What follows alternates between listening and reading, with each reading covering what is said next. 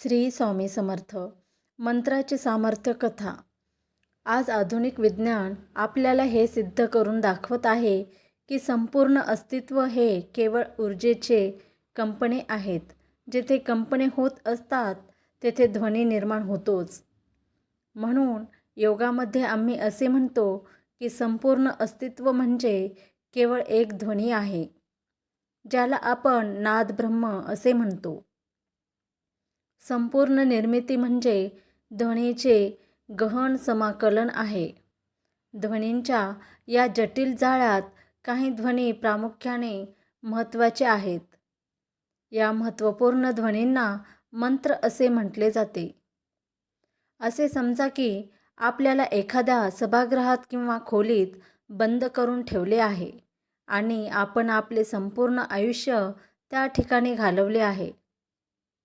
आता जर आपल्याला ती बंदिस्त जागा उघडण्याची किल्ली सापडली, जर त्या किल्लीचा वापर करून खोलीचे दार कसे उघडायचे हे जर आपल्याला माहीत असेल, तर तसे केल्याने आपल्यासाठी एक संपूर्ण नवीन जग उघडले जाईल. आपल्याला जर ती किल्ली कुठे सरकवायची हे माहिती नसेल, आपण ती जर जमिनीत किंवा छतावर चालवून बघितलीत, तर आपल्याला त्याचा काहीही उपयोग होणार नाही. किल्ली म्हणजे केवळ एक धातूचा छोटा तुकडा आहे, परंतु आपल्याला जर तिचा वापर कसा करायचा याची माहिती असेल, तर त्यामुळे आपल्यासमोर आपल्या अस्तित्वाचे एक वेगळेच परिणाम उघडू शकते. आणि म्हणून या दिव्यत्वाची माहिती करून घेणे आणि त्याचा अनुभव घेणे म्हणजे आपली ऊर्जा अधिक उच्च संधी प्राप्त करण्यासाठी विकसित करणे. आपल्या अंतर्मनाच्या सूक्ष्म परिमाणापासून जाणून घेण्यासाठी विकसित करणे होय. महाशिवरात्री दरम्यान पृथ्वीच्या उत्तर गोलार्धात नैसर्गिकरित्या एक विशेष प्रक्रिया घडते, ज्यामुळे मानवी शरीरात नैसर्गिक ऊर्जेचा प्रचंड प्रवाह होताना आढळून येतो. ऊर्जेच्या या नैसर्गिक प्रवाहाचा वापर करून घेण्यासाठी कोणालाही पाठीचा कणा ताठ ठेवून जागरण करणे आवश्यक आहे. जीवशास्त्रज्ञांनी दाखवून दिल्यानुसार प्राण्यांच्या उत्क्रांतीमधील महत्त्वाच्या पायऱ्यापैकी एक पायरी म्हणजे पाठीचा कणा आडव्या स्थितीतून उभ्या स्थितीत येणे ही आहे. हा बदल झाल्यानंतरच मानवी बुद्धिमत्ता वाढली आहे.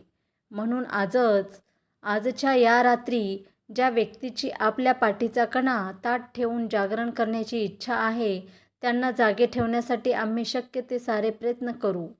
ऊर्जेच्या या नैसर्गिक प्रवाहाचा वापर करून घेऊन योग्य मंत्र, ध्यान आणि संपूर्ण परिस्थिती यांच्या मदतीने कोणतीही व्यक्ती दिव्यत्वाच्या जवळ एक पाऊल पुढे सरकू शकते. तार्किक विचार करणाऱ्या व्यक्ती साहजिकच आश्चर्य प्रकट करतील की केवळ मंत्राचा उच्चार करून काय होणार आहे. योग कथामध्ये एक सुंदर गोष्ट सांगितली आहे. अतिशय सिद्ध महान सामर्थ्यप्राप्त एक योगी एके दिवशी शंकराकडे गेले आणि त्यांनी विचारले, आपले सर्व भक्त हे मंत्र जोरजोरात का म्हणत आहेत? ते नक्की काय करत आहेत? आपण त्यांना हा मूर्खपणा थांबवायला का सांगत नाही? शंकराने त्यांच्याकडे पाहिले आणि ते म्हणाले, आपण एक गोष्ट करा. त्याने जमिनीवर वळवळत चाललेल्या एका अळीकडे बोट दाखवले. त्या अळीच्या फक्त जवळ जा आणि शिव शंभो या मंत्राचा उच्चार करा.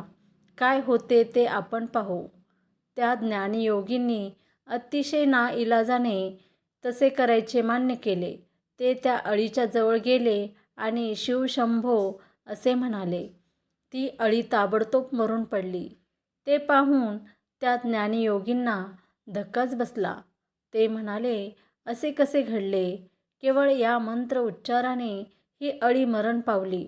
मग शंकराने हसून जवळपास उडत असणाऱ्या एका फुलपाखराकडे बोट दाखवले. ते म्हणाले, या फुलपाखरावर लक्ष केंद्रित करून शिव शंभो असे म्हणा. ज्ञानी योगी म्हणाले, नाही, मला त्या फुलपाखराला ठार मारायचे नाही. शंकर म्हणाले, प्रयत्न करा. ज्ञानी योगींनी फुलपाखराकडे पाहिले आणि ते शिवशंभो असे म्हणाले. ते फुलपाखरू सुद्धा मरून पडले. ते ज्ञानयोगी अतिशय अस्वस्थ झाले आणि म्हणाले, मंत्रामुळे जर असा परिणाम होत असेल तर मग हे मंत्र उच्चारून काय फायदा? शंकराच्या चेहऱ्यावरचे हास्य मात्र तसेच राहिले आणि अरण्यात मुक्तपणे विहार करणाऱ्या एका हरिणाकडे त्यांनी बोट दाखवले आणि म्हणाले, या हरिणावर लक्ष केंद्रित करून शिवशंभो असे म्हणा. ज्ञानयोगी म्हणाले, नाही, मला त्या हरिणाला ठार मारायचे नाही. शंकर म्हणाले, काही हरकत नाही, पण आपण हा मंत्र म्हणा. त्या ज्ञानयोगींनी हरिणाकडे पाहिले आणि ते शिवशंभो असे म्हणाले आणि ते हरिण मरण पावले. ते पाहताच ते अतिशय अस्वस्थ झाले. ते म्हणाले, या मंत्राचा उपयोग तरी काय आहे? यामुळे तर सर्वजण मरण पावत आहेत. त्यानंतर एक माता तिच्या नवजात शिशूला शंकराचा आशीर्वाद घेण्यासाठी घेऊन आली. शंकराने ज्ञानयोगीकडे पाहिले आणि ते त्यांना म्हणाले, आपण या बाळासाठी का बरे मंत्र म्हणत नाही? ते म्हणाले, नाही, मला अशी कोणतीही गोष्ट करायची नाही. मला त्या बाळाला मारायचे नाही. शंकर म्हणाले, प्रयत्न करा. त्याने त्यांना डिवचले. मोठ्या जड अंतकरणाने ते ज्ञानयोगी त्या लहान बाळाजवळ गेले आणि म्हणाले, शिवशंभो. त्याबरोबर ते मूल उठून उभे राहिले आणि म्हणाले, मी एक अळी होतो आणि केवळ एक मंत्राने आपण माझे रूपांतर फुलपाखरात केलेत आणि एका मंत्राने आपण माझे रूपांतर हरिणात केलेत. आणखी एका मंत्र म्हणून आपण माझे रूपांतर मनुष्य प्राण्यात केलेत. आता आणखी फक्त एकदाच मंत्रोच्चार करा आणि मला दिव्यत्व प्राप्त करायचे आहे.